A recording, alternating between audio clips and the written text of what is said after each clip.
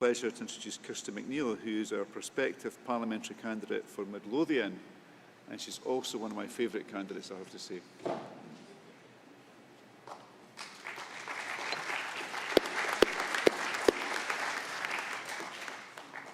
I'm still alive, but I don't know how. You might think that's the sort of thing that someone would say after an earthquake or a tsunami. Instead, it's something that someone said to a mum. A mum said to a charity who'd helped her get through another year of this cost of living crisis. And you know, she might not know how she made it, but I do. She made it through the kindness of strangers. She and her kids are still able to eat because people chip in, even though they're facing tough times themselves. And thank God they do. Now, you'll know these people, right? These are the people who share whatever they have. The folk who chap on neighbours' doors when it snows. The kind of people who volunteer at a community group to make others' loads a wee bit lighter. They are the best of us, and we can never thank them enough. But there won't be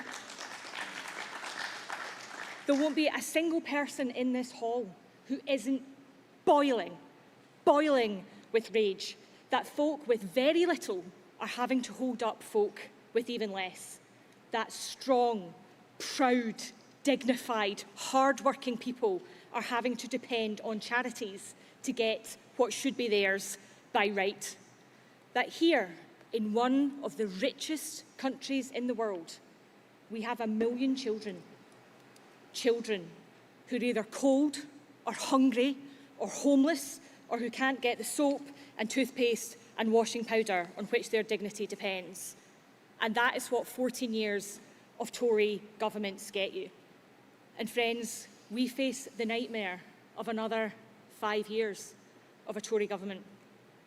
And you know there's only one thing that can stop it: a Labour government. And in Midlothian, we are working night and day to hear the magic words Labour gain. And we need to hear it again and again and again across Scotland. With your help, we can boot the Tories out and we can keep the Tories out. But you know, the SNP, it's not much better. And I don't know about you, but I am sick to death of hearing excuses from the Scottish Government instead of a plan.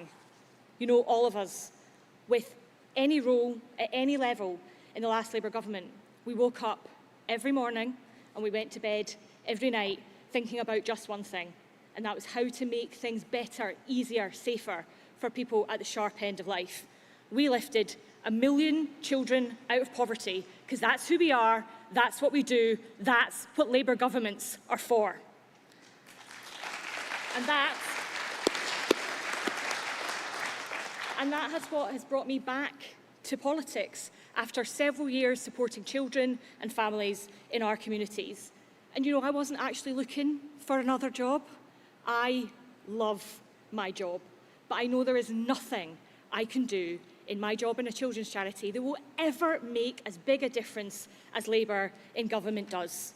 So I will take precisely 0 lectures from Scottish ministers who've overseen the situation that 9,000 Scottish kids are stranded in temporary accommodation. I know there's some people, they'll tell you it's just the way things are. But we know this is not inevitable, it's intolerable, it's indefensible, it's immoral. And there's not a single person here, not a single person in the Labour Party, not a single person of good conscience across these islands that is going to stand for it anymore. That's why we have already announced that a UK Labour government led by Keir Starmer will initiate a root and branch review of universal credit so it works for working people. And you can bet, you heard it earlier, that any Scottish government led by an Anas Sarwar will put ending child poverty and spreading opportunity at the heart of every single choice that it makes. You've heard today about our plan for Scotland and what we'll do to bring the change Scotland needs, about our personal debt strategy to help get Scottish families out of debt, announced by Paul earlier, and about our plans to end 0-hours contracts and the scandal of fire and rehire with our new deal for working people. You'll have heard it. You'll have heard the claim that there are no great causes left. But making work pay is a cause worth fighting for. Rebuilding our public services is a cause worth fighting for.